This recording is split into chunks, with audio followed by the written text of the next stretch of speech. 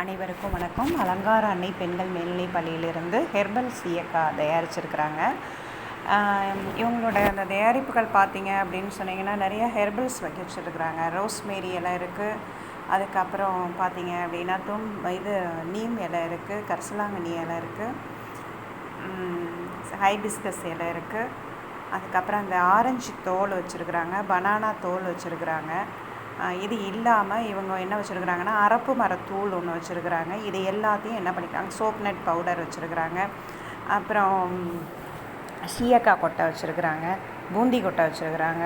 இதோடு அவங்க கொஞ்சோண்டு புங்கம்பட்டையும் ஆட் பண்ணியிருக்கிறாங்க. இதெல்லாம் ஏன் அப்படின்னா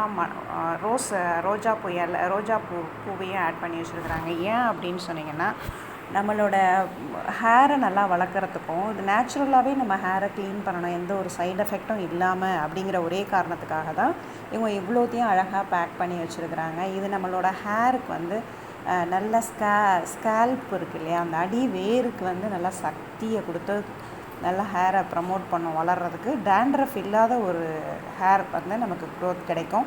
இது இல்லாமல் ரொம்ப சின்ன வயசுலேயே நமக்கு க்ரே வந்துடுது. அதெல்லாம் அவாய்ட் பண்ணுறதுக்காக இவங்க என்ன பண்ணியிருக்காங்க, நல்ல ஒரு ப்ராடக்ட்டை நிறைய இன்க்ரீடியன்ட்ஸ் ஹெர்பல்ஸ் யூஸ் பண்ணியிருக்கிறாங்க.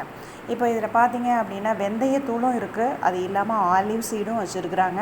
இந்த வெந்தயத்தூள், ஆலிவ் சீட்ஸ் எல்லாமே அவங்க என்ன பண்ணியிருக்காங்க, நல்லா இலைகள் எல்லாத்தையுமே ஹெர்பல் லீவ்ஸ் பார்த்திங்கன்னா நீம் இலை, ரோஜாப்பூ இலை, மருதம்பட்டை, மருதாணி இலை, கரிசலாங்கண்ணி இலை, ரோஸ்மேரி இலை, இது எல்லாமே ஹெர்பல்ஸ் தான். அந்த ஹெர்பல்ஸ் எல்லாத்தோடையும் சேர்ந்து அவங்க என்ன பண்ணியிருக்காங்க, இந்த வெந்தயத்தையும் நல்லா பொடி பண்ணியிருக்கிறாங்க, அதோடு சேர்ந்து ஆலிவ் சீட்ஸையும் பொடி பண்ணியிருக்கிறாங்க.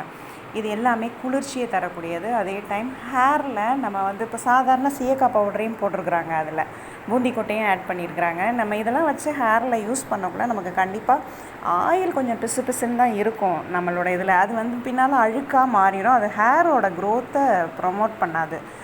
அது இல்லாமல் அந்த டேண்ட்ரஃப் முகத்தில் விழுறதுனால நமக்கு பரு நிறையா வரும், ஸ்கின் அலர்ஜி வரும்.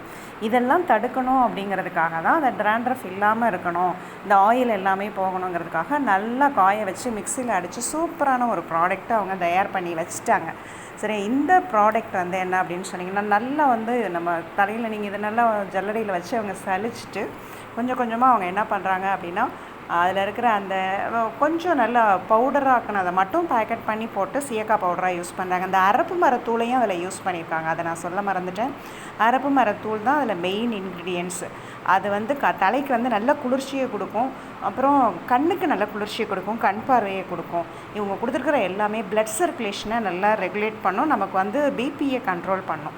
இதுக்காக இதை யூஸ் பண்ணுறாங்க. நன்றி.